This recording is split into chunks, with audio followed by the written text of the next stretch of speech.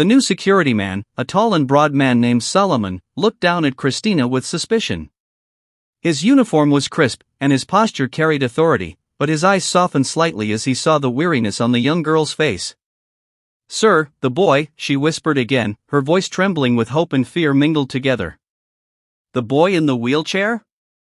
Solomon glanced inside the mansion gates, where the gardens were neatly trimmed, and the morning sun glinted off the marble pathways. "He's inside," Solomon said cautiously, his voice firm yet careful, unsure how to navigate the fragile tension between the child and the stranger. Christina's lips quivered. She nodded, and with a small, hesitant step, she approached the gate, heart pounding in her chest. Inside, Lawrence was in the garden, his wheelchair parked under the shade of a large mango tree. He looked smaller somehow, more fragile than before, as if the new surroundings had wrapped him in quiet caution.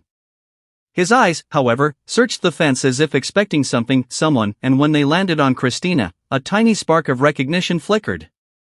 His lips curved, barely perceptible, into the faintest shadow of a smile. Christina, catching it, almost gasped. She ran the last few steps to the gate, kneeling as she had done before. "Lawrence, it's me," she said softly, her voice trembling with relief. "I came to see you." Lawrence's hand rose slightly, a silent greeting, and Christina's heart leapt. This simple motion, so small, yet so monumental, was more than she had dared hope for. She pressed her hands together, holding back tears. "I've missed you," she whispered. Solomon, standing a few feet away, shifted his weight nervously. "Miss," he began, unsure how to frame her presence. But he saw Lawrence's calm eyes, the subtle shift of his body leaning forward slightly, and he understood this girl mattered to the boy. Meanwhile, Anthony watched from the mansion's large windows. The sun reflected off the polished floor as he leaned against the railing, arms crossed. His face was an impassive mask, but his chest tightened with a complicated mix of relief, curiosity, and unease. He had watched Christina from afar for days, how she brought a light to Lawrence's eyes, how she coaxed him out of his silent world. And yet, there was an undeniable question: could someone like her, with nothing but her courage and kindness, really belong in their world? Inside the garden, Christina spoke again, carefully. I brought you something." From the small satchel she carried, she pulled out a handmade necklace, a small pendant made from bits of colored beads she had collected over the week. She handed it to Lawrence, who reached out slowly. His fingers brushed against hers, hesitated, and then closed around the gift. For a moment, the world paused. The air was thick with unspoken emotion, the fragile bridge between two vastly different lives. Anthony's heart thudded in his chest as he observed. The boy's fingers lingered over the necklace, the faintest color of emotion colored his face. Christina smiled softly, not wanting to push, letting him absorb the gesture in his own time. The stillness was broken by a soft voice. "Christina?" It was Lawrence, speaking quietly, barely above a whisper, yet it carried weight. "Thank you." The words, simple and gentle, sent a ripple of emotion through Christina. She blinked, unable to believe it. You spoke," she exclaimed softly. You said my name." Lawrence's eyes met hers, steady and filled with a hesitant hope. "Yes," he said, again softly, but more clearly this time. "I wanted to." Solomon, watching the scene, felt a strange warmth spread through him. He had seen people with wealth, power, privilege, but he had never seen such vulnerability, such raw connection, manifest so plainly. And somewhere, deep in him, he understood that this was not just a meeting of two children, this was a moment where worlds collided, fragile yet unbreakable. Anthony cleared his throat, stepping down the garden path slowly, carefully, making sure his presence was felt but not threatening. "Lawrence," he said, his voice calm but strong. "You've made a new friend, I see." His eyes shifted to Christina. "And you've been kind to my son." Christina looked up, her expression nervous. "Sir," she began, unsure how to navigate the authority of the man before her. I wanted to help him. He looked alone. I couldn't." Anthony held up a hand, stopping her. He studied her for a long moment. There was no pretense in her eyes, no fear of his wealth, no demand for attention, just honesty and compassion. He nodded slowly. I see. That is enough. His tone softened. Thank you, Christina. For looking after him. Christina blinked, relief washing over her. You're welcome, sir. Lawrence turned his head slightly toward his father. Dad, can she stay? The words came haltingly, but they carried an insistence, a desire that had been missing from Lawrence's speech for months.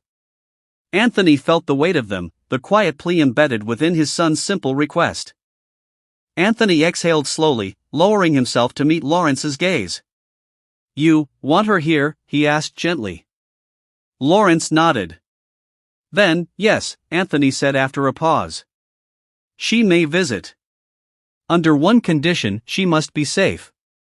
She must be protected. Christina's eyes widened with astonishment and gratitude. I will, she promised. Days turned into weeks. Christina began coming every morning, often bringing small things she had found: an old book, a bright flower, a piece of fruit she had collected. She never asked for anything in return, never tried to overstep the invisible boundary Anthony had carefully maintained. And Lawrence, with her presence, began to bloom. The mansion, once steeped in silence and grief, slowly began to hum with life again.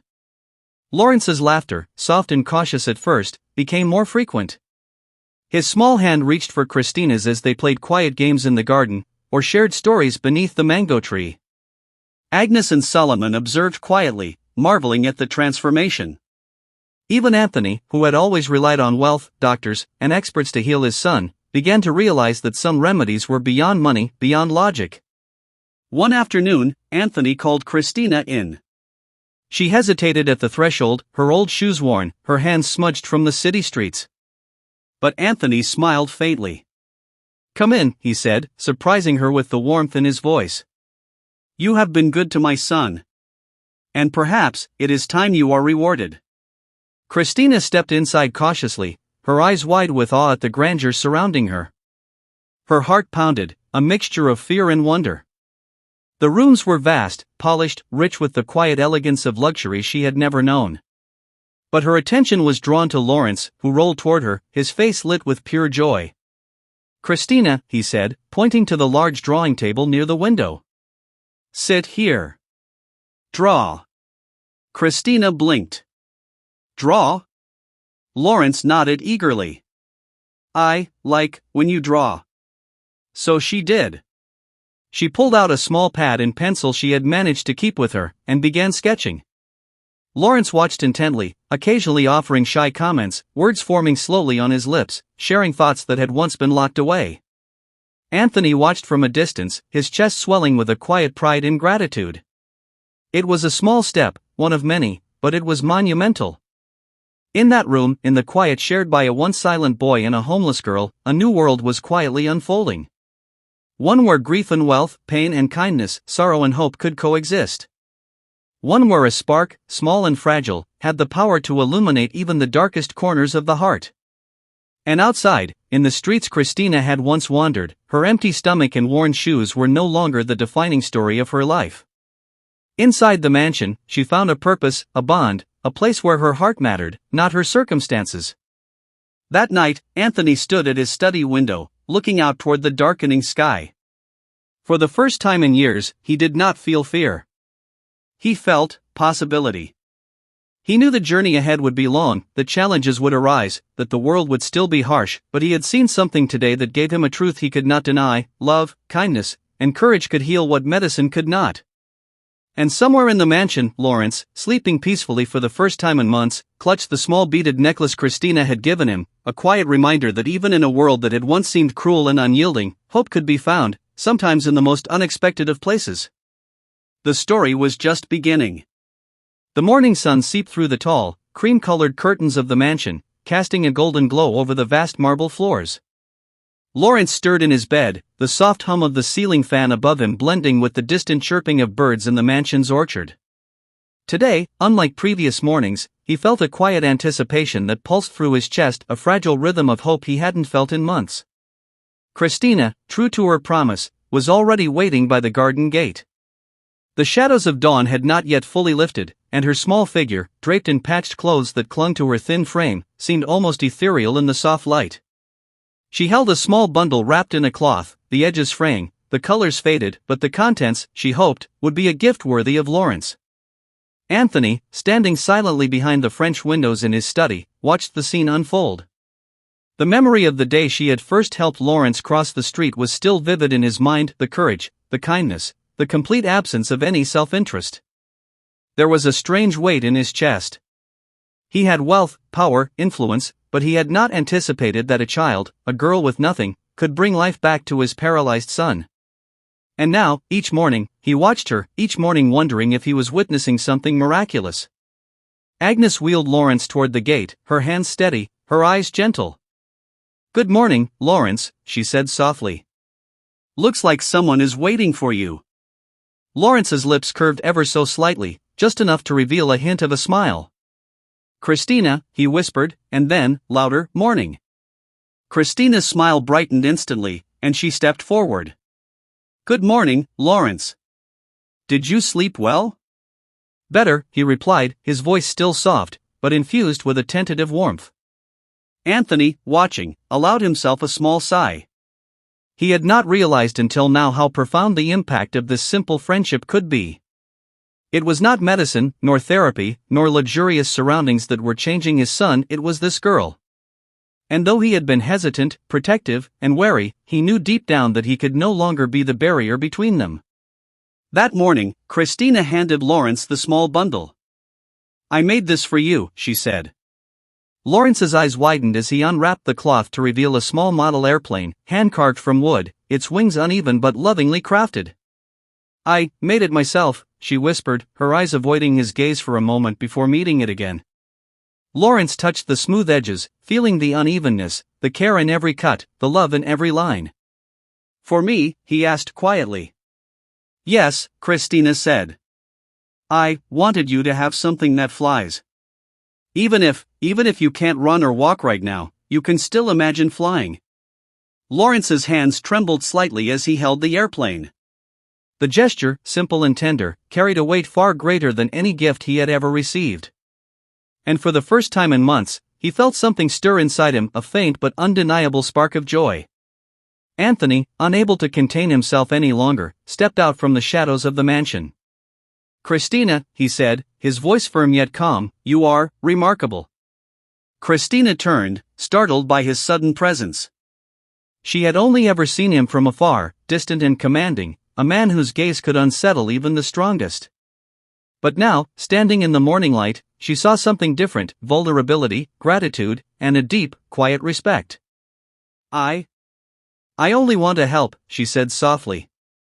Anthony nodded slowly. "And yet, you have done more than you realize. You've given my son something no one else could. Something he has not had since the accident." He paused, swallowing hard, memories of grief flashing across his mind. "You have given him hope." Christina blinked, unable to respond. She had never been praised, never been recognized, and never had anyone acknowledge her heart in this way. She felt small, humbled, but also proud. Lawrence, still holding the model airplane, looked up at his father. "Dad, can she stay longer today?" Anthony considered the question carefully, his eyes sweeping over the small girl who had captured his son's fragile heart. "Yes," he said finally, his voice steady. "She may stay. But," he paused, his gaze resting on Lawrence.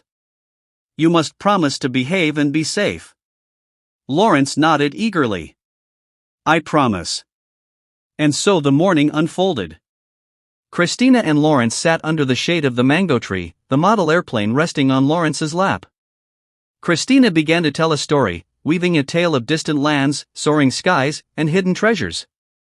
Lawrence listened intently, occasionally nodding, occasionally asking questions. Words flowed from his lips with increasing ease, sentences growing longer, sentences forming bridges between his once isolated world and Christina's resilient heart.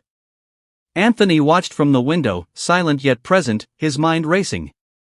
He had spent years trying to fix Lawrence with every resource money could buy. Doctors, therapists, the most advanced technologies, specialists flown in from around the world, none had reached his son's heart. And now, he realized, perhaps no amount of wealth could achieve what this girl, with nothing but her courage, love, and imagination, was accomplishing effortlessly. Days passed, each one bringing subtle, miraculous changes. Lawrence's posture straightened in the wheelchair, his voice grew clearer, and his laughter, soft, tentative, but growing, echoed across the garden. Anthony, careful not to interfere, began to see Christina as more than just a helper. She was a lifeline, a bridge between his son and the world that had seemed so cruel and unforgiving. One evening, after the sun had dipped below the horizon, casting the mansion in warm amber hues, Christina and Lawrence sat quietly by the garden gate. The air was filled with the scent of blooming jasmine, the gentle rustle of leaves, and the distant hum of the city. Lawrence held the model airplane in his hands, turning it over slowly. "Christina," he said softly, his voice unusually steady, "do you want to see something?" Christina leaned forward, intrigued. "What is it?" Lawrence carefully positioned the airplane on the edge of the garden table and, with a gentle push, sent it gliding across the surface. It wobbled slightly, then soared a few inches into the air before landing smoothly. Lawrence's eyes sparkled. "See? It can fly, just like you said." Christina's face lit up, her smile radiant in the fading light. "It does. It really flies, Lawrence." Anthony, standing nearby, observed the moment silently, his heart swelling. He saw Lawrence's joy, Christina's pride, and the unspoken bond that had formed between them. And he realized, with a quiet certainty, that this connection, pure, simple, and untainted by wealth or status, was transforming everything. Later that night, as Christina walked home through the dimly lit streets, she thought about Lawrence, the mansion, and the strange twist of fate that had brought her here. Her heart felt full, yet cautious. She had stepped into a world so far removed from her own, a world of luxury and safety, yet she felt grounded, anchored by the promise she had made to Lawrence. In the mansion, Lawrence lay in bed, clutching the model airplane. For the first time in months, sleep came easily, his dreams untroubled, filled with skies he could soar through, adventures he could imagine, and a friend who had shown him that even in a world of loss, hope could be found. Anthony, sitting alone in the study once more, reflected on the day's events. He understood now that wealth alone could not heal, that power could not mend what grief had broken. But perhaps, just perhaps, love, simple, courageous, and genuine, could. He picked up his phone and dialed his PA. "Prepare a room," he said quietly. "A guest room, for Christina. She is staying with us. Permanently." The PA's voice was startled. "Sir, are you certain?" Anthony didn't hesitate. "I am. My son needs her. And I trust her. Make the arrangements." And so, the threads of two vastly different worlds began to intertwine. The homeless girl, with nothing but her heart, and the paralyzed boy, with everything but a voice, were about to step into a shared life that neither had imagined, one that would challenge them, uplift them, and ultimately transform them in ways neither could foresee. As night deepened, stars glittering in the velvet sky above the mansion, a soft light glowed from Lawrence's room. He held the model airplane close, whispering to it in the quiet darkness. "Fly, fly, like Christina said." And somewhere far away, in a world that had once seemed harsh and empty, Christina dreamed of tomorrow, of the laughter she would hear, of the adventures they would share, and of the bridge she had begun to build, between hearts, between worlds, and between despair and hope. The story was just beginning, and the mansion, once a place of grief and silence, was now alive with a quiet, unstoppable transformation. The morning sun spilled golden light over the manicured gardens of the mansion, casting long shadows of the tall trees along the marble pathways. Inside, the halls were quiet, save for the soft echo of Lawrence's wheelchair gliding across polished floors. Today was different. Today, Christina would finally step into the mansion not as a visitor, not as a passing shadow at the gate, but as a part of Lawrence's world, a small, fragile, yet monumental step into a life she had never dared imagine. Anthony watched from the top of the grand staircase, leaning lightly on the railing. He had been pacing the night before, thinking about the implications of his decision. Allowing Christina into the mansion permanently was not simply a choice, it was a risk. She was young, unprotected, and entirely unfamiliar with wealth and its nuances. He worried, of course. But more than worry, he felt a cautious hope stir in his chest. If anyone could coax Lawrence from his cocoon of silence, it was her. Agnes appeared at his side, her hands folded, her expression calm but expectant. "Sir," she said gently, "she's waiting in the garden." "Lawrence is ready." Anthony nodded. "Bring her in. Let's see how this morning unfolds." Down in the garden, Christina stood near the mango tree, clutching a small bag of her belongings. She had spent the night in a temporary shelter, a cramped room above a bakery, but her mind had been racing all night with thoughts of Lawrence. Now, standing before the gate that separated her from a new world, she felt the familiar mix of excitement and fear. Solomon, the security man, opened the gate with a measured, careful hand. Christina stepped inside. The marble floor beneath her worn shoes felt cold, almost alien, but she forced herself to walk steadily. Her eyes swept across the grand hallways, the towering ceilings, and the endless corridors filled with sunlight. Every detail was overwhelming, yet it all paled in comparison to the moment she would see Lawrence again. Lawrence, positioned under the shade of the mango tree, smiled softly when he saw her. He gestured toward the wheelchair. "Come sit," he said, his voice more confident than ever. Christina's heart lifted at the sound. It had been weeks since he had spoken with such clarity. As Christina moved closer, Anthony lingered behind a marble column, observing silently. There was a delicate balance here, a fragile bridge between two worlds, each so different, yet perfectly aligned in the hearts of the two children. He felt an unfamiliar emotion stirring, trust. Perhaps naive, perhaps premature, but trust nonetheless. Christina settled beside Lawrence, pulling her knees up to her chest, as she had done countless times by the gate. The sunlight dappled her face, highlighting the small freckles across her nose and the determined set of her jaw. "Good morning, Lawrence," she said softly. "Good morning," he replied, his smile steady now, no longer fleeting. He held out the wooden airplane from the day before, spinning it slowly between his hands. "I want to try something today," he said, his eyes bright with anticipation. "Something new." Christina tilted her head curiously. "What is it?" Lawrence took a deep breath. "I want to try walking. Just a little." His words hung in the air, fragile and hesitant, yet brimming with determination. Christina's heart leapt. She had known this day might come, but hearing him voice it gave the moment an electric intensity. "Lawrence, we can do it together," she said softly. "I'll be right here, every step." Anthony, hidden from view, felt a pang in his chest. For months, he had watched Lawrence struggle silently, paralyzed not just in body, but in spirit. And now, for the first time, he saw the possibility of change, not through doctors or machines, but through the courage and love of a child who had nothing but her heart to offer. Agnes wheeled Lawrence slowly to the center of the garden, where a small, padded mat had been laid out. "Sir," she whispered to Anthony, "I've prepared this in case he falls." Anthony nodded, approval mingling with nervousness. Christina knelt beside Lawrence, placing her hands on his shoulders, steadying him. "We'll start slowly," she said. "One push, one step at a time. You are stronger than you think." Lawrence's eyes flickered with concentration. He gripped the wheels of his chair tightly, took a deep breath, and lifted his legs. The effort was enormous, his body trembling with every movement. Christina's hands were ready to catch him, to stabilize him, and Lawrence leaned on her trust completely. For a moment, nothing moved but the soft rustle of leaves and the quiet sound of his breathing. And then, inch by inch, Lawrence shifted his weight, pushing slightly against the wheelchair. His legs wobbled, his arms strained, but his eyes burned with determination. Christina's voice was calm, grounding him. "You've got this, Lawrence. I'm here. I'll never let go." Anthony's breath caught in his throat. He had not expected this. The doctors had all warned him that Lawrence's legs might never move again.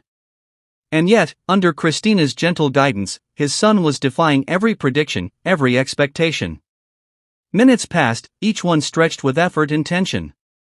Lawrence's legs trembled violently, but he did not give up. Slowly, shakily, he took one step forward. Then another. Christina's hands never left him. Agnes watched silently, tears brimming, as the impossible unfolded. Lawrence's voice, quiet and unsteady, broke the silence. I can. Yes, you can, Christina said firmly. I believe in you. You're stronger than you know. And then, for a fleeting, breathtaking moment, Lawrence stood, supported, faltering, but standing. The garden seemed to exhale around them, the air filled with triumph and awe. Anthony stepped forward, unable to contain himself any longer. Lawrence, he exclaimed, his voice breaking. You're standing. Lawrence's eyes met his father's, a mixture of disbelief, joy, and fear reflected in their depths. I did it, he whispered. Anthony moved closer, tears forming at the corners of his eyes. He knelt, steadying his son from behind. You did, my boy. You did it. Christina stepped back slightly, letting the moment belong entirely to father and son. She felt her chest swell with pride, knowing that she had been a small but crucial part of this miracle. Lawrence's smile, broad and genuine, lit up the entire garden. For the first time since the accident, the light in his eyes was undeniable, fierce, unbroken. The day did not end there. With Christina's guidance, Lawrence practiced walking in short bursts, his confidence growing with each step. Anthony allowed the sessions, watching quietly from a distance, resisting the urge to interfere. He realized now that the power to heal did not always come from money, influence, or professional expertise. Sometimes, it came from love, pure, patient, and unwavering. By late afternoon, Christina sat beside Lawrence, their hands brushing occasionally as he rested after hours of effort. You're amazing, she said softly, her voice filled with awe. You've come so far today. Lawrence's cheeks flushed, and he looked down at the model airplane he still held. I had help, he admitted quietly. Christina smiled, touching his hand gently. No, Lawrence. You did all the work. I just helped you believe. Anthony, observing from the shadows, felt a profound realization settle over him. In his pursuit to protect Lawrence from the world, he had overlooked the one thing his son truly needed: connection, courage, and the freedom to believe in himself. And Christina, with nothing but her heart, had given him that. As night fell, the mansion was quiet but alive. Lawrence slept soundly, dreams filled with movement, flight, and laughter. Christina lay in the guest room, staring at the ceiling, thinking about the day, thinking about the future. For the first time, she felt that the impossible might just be possible. And Anthony, standing once more by the study window, looked out at the darkened garden, where a tiny wooden airplane rested on the table. In the silence of the night, he whispered to himself, perhaps, some miracles do not need money at all. Perhaps, some miracles need only a brave heart. Tomorrow, he knew, would bring new challenges. But tonight, he allowed himself to hope. For Lawrence. For Christina. For the life they were beginning to build together, a life where love, courage, and trust could create bridges between worlds, heal wounds thought permanent, and turn silent hearts into hearts that sang once more. The mansion, once a place of grief and stillness, had begun to pulse with life again. And outside, the city continued its relentless pace, unaware that within these walls, a quiet revolution of hope and transformation had begun. The mansion awoke slowly that morning, bathed in the golden glow of dawn, its vast halls echoing with quiet footsteps and distant chirps from the orchard. Christina had spent her first night in the guest room. Anthony had prepared a small, simple room on the west wing, facing the gardens. To her, it felt like a palace, yet it lacked the warmth of a home. And yet, she slept peacefully, lulled by the distant sounds of Lawrence moving about in his room, his chair gliding softly across the polished floors. Morning arrived with a gentle breeze, rustling the curtains and carrying the faint scent of jasmine into Christina's room. She rose slowly, pulling on the only clean dress she owned, a faded blue garment that had been patched multiple times. In her heart, she felt nervous excitement. Today, she would spend the entire day with Lawrence, without the shadows of the garden gate separating them from the world she had longed to enter. Downstairs, Anthony was already in his study, sipping coffee and watching the gardens. His eyes scanned the horizon, waiting, anticipating the sound of a small, familiar voice calling out to him or the soft rustle of movement in the lawn. For weeks, he had felt the weight of grief, of silence, of a house that seemed to mourn every lost memory. But now, with Christina here, he felt the first real pulse of life since the accident, a fragile, precious rhythm that he intended to protect at all costs. Agnes appeared in the hall, carrying a tray of breakfast for Christina and Lawrence. She was cautious, almost reverent. She had spent years serving in this household, observing the strict routines and the high expectations of its owner. But Christina was different. She carried no arrogance, no entitlement, only kindness. And Agnes, despite herself, felt drawn to the girl. "Breakfast is ready," Agnes said softly, placing the tray on the garden table where Lawrence was already waiting. His wheelchair was positioned under the mango tree, as usual, but today he seemed more confident, more at ease. Christina approached, her hands trembling slightly as she took her seat beside him. "Good morning, Lawrence," she said, smiling. "Morning," he replied, a smile spreading across his face, bright and real this time. Anthony, watching from the window, allowed himself a small, almost imperceptible smile. This was progress, not just the physical recovery, but the emotional healing.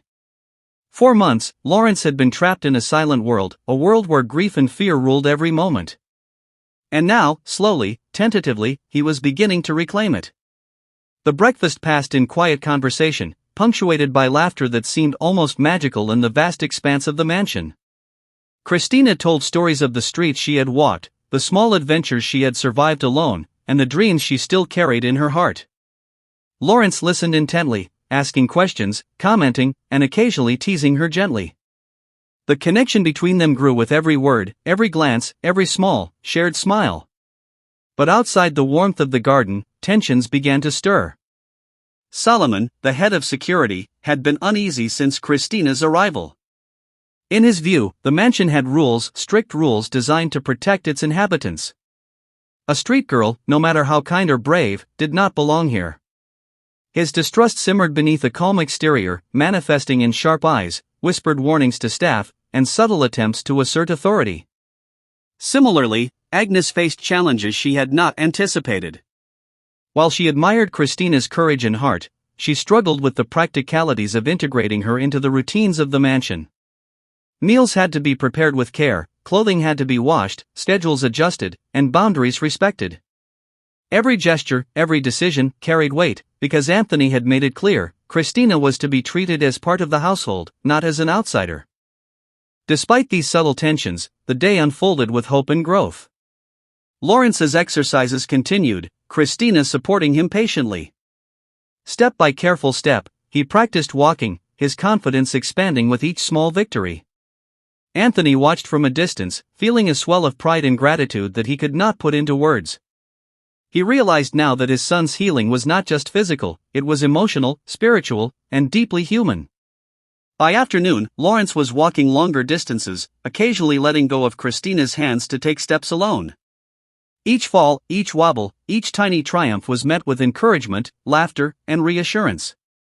Christina's presence was steadying, grounding him, while Anthony's silent observation ensured safety without stifling independence. Yet, shadows lingered. The mansion, despite its beauty and grandeur, had long been a place of secrets and unspoken rules. Anthony knew that the arrival of a girl like Christina would provoke curiosity, judgment, and perhaps resentment from staff, neighbors, and friends. He had prepared for most scenarios, but he could not anticipate the full scope of human reaction. Late in the afternoon, Anthony called a staff meeting. Agnes, Solomon, and a few key household members gathered in the study. Anthony's voice was firm, yet calm, carrying the weight of authority without harshness. "Christina is now part of this household," he began. "She is to be treated with respect, dignity, and kindness. She has proven herself in ways that cannot be measured by wealth, status, or background. Lawrence's well-being depends on her presence, and I expect all of you to understand that. Any actions to undermine her, any disrespect, will not be tolerated." There was silence, heavy and tense. Agnes nodded, loyal but cautious. Solomon shifted uneasily, his distrust apparent but his obedience enforced by Anthony's commanding presence. "Yes, sir," they replied in unison, though the tension in the room lingered like a storm cloud waiting to break. As the meeting ended, Anthony returned to the study, looking out at the garden where Christina and Lawrence were now engaged in a quiet game with the model airplane. The boy's laughter echoed through the mansion, rich and unguarded. The girl's voice, calm and confident, carried across the lawns, weaving a melody of resilience and joy. Anthony felt a pang of emotion he could not name: relief, gratitude, hope, and a quiet, profound love. For the first time in months, he believed that his family, though forever changed, could heal. And he understood something deeper: healing did not always come from wealth, protection, or privilege. Sometimes, it came from courage, trust, and the willingness to embrace vulnerability. That evening, as the sun dipped below the horizon, casting long shadows over the mansion, Christina and Lawrence remained in the garden, sharing stories, dreams, and quiet companionship. Lawrence's steps were steadier, his balance better, and his laughter more frequent. Each moment was a victory, a small but profound triumph against the weight of fear, grief, and isolation. Anthony watched from the window again, a quiet smile on his lips. The mansion was no longer a house of grief and silence. It was alive with the rhythms of hope, resilience, and the beginnings of a new family. And though the challenges ahead were many, the skepticism of staff, the scrutiny of neighbors, the shadow of past grief, Anthony knew that with Christina by Lawrence's side, and with love guiding every step, they could face anything. As night fell, the mansion glimmered under a sky dotted with stars. Lawrence lay in bed, exhausted but happy, holding the wooden airplane close. Christina, in her room nearby, drifted into sleep with a smile, her mind filled with possibilities, adventures, and the quiet certainty that she belonged. And somewhere deep within the mansion, Anthony whispered to himself, a vow echoing through the silent corridors: we will protect them. We will nurture them. And we will watch them rise. The days ahead promised growth, joy, and challenges that would test hearts, reveal courage, and ultimately transform lives forever. The mansion, once a place of sorrow, had begun to pulse with life, and nothing, not wealth, not grief, not fear, could stop the quiet revolution that had begun within its walls.